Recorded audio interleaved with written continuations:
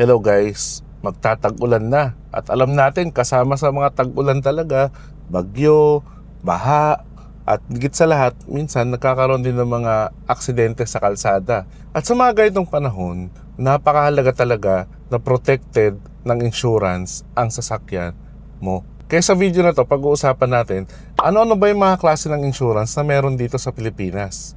At anong klase ng insurance yung dapat meron ka sa sasakyan mo? So ano? Ready na ba kayo? Tara, let's roll! Car Talks PH, the drive of the mind. Learn as you roll, leave no one behind. Car Talks PH, your partner in the trip. Every story, every ride comes with a legit tip. So pag-usapan natin yung first type ng insurance. Ito yung tinatawag nilang Third Party Liability or TPL insurance. So bakit ito mahalaga? Unang-una, required ito ng batas. Ito yung bare minimum na dapat meron ka sa sasakyan mo. So hindi nila i-allow ma-register yung sasakyan mo kapag ka wala kang third party liability insurance. So ano bang purpose nito? As the name implies, third party liability. So ibig sabihin kapag may nabangga ka o nakabanggaan ka, ang sagot lang ng insurance na to ay yung taong nabangga mo, pedestrian o kaya naman mga pasahero ng sasakyan na nabangga mo.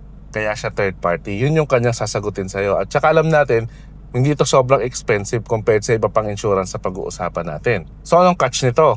Ang catch nito, zero protection siya sa sasakyan mo tsaka sa sarili mo. So kung nagkaroon ng banggaan, na-injured ka or nasira yung sasakyan mo, hindi ito ipapagawa ng third party liability insurance na meron ka. Kasi nga, yung aasikasuhin niya, yung third party na na-involve sa aksidente mo. Kaya kung iisipin mo, safe ka na kasi may TPL ka at yun yung bare minimum, hindi. Kailangan mo pa rin ng iba pang insurance. So ngayon pag-usapan natin yung ikalawang type ng insurance. Ito yung comprehensive insurance. Para saan ito?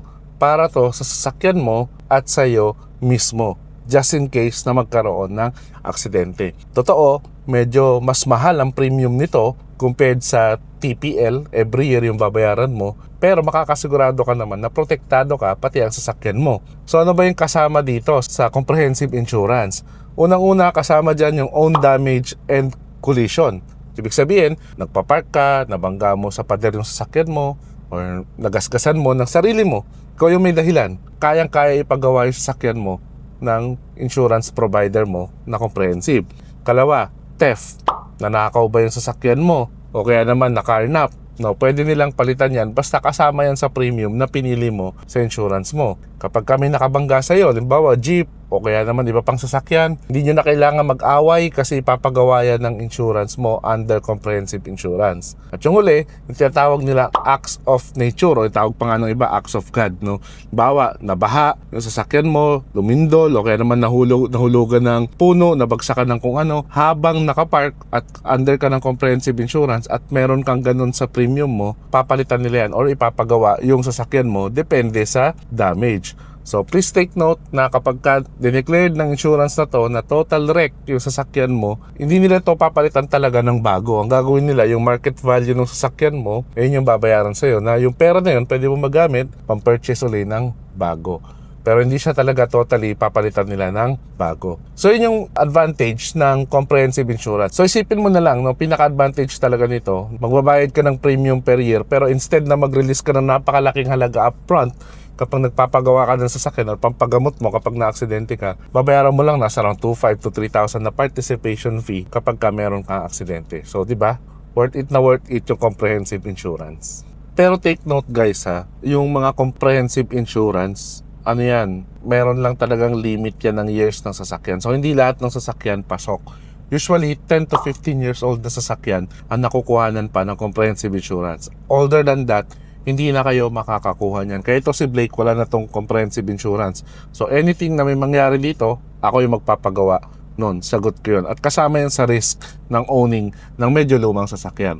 So kung medyo bago-bago pa yung sasakyan ninyo, wala pang 10 to 15 years old, I advise kumuha kayo ng comprehensive insurance. So yun guys, yung dalawang klase ng insurance. Pero tip ko lang sa inyo, kapag bibili kayo ng insurance or naghahanap kayo ng insurance guys, para hindi kayo ma-scam or maloko, make sure na sa mga reputable na insurance company kayo kukuha.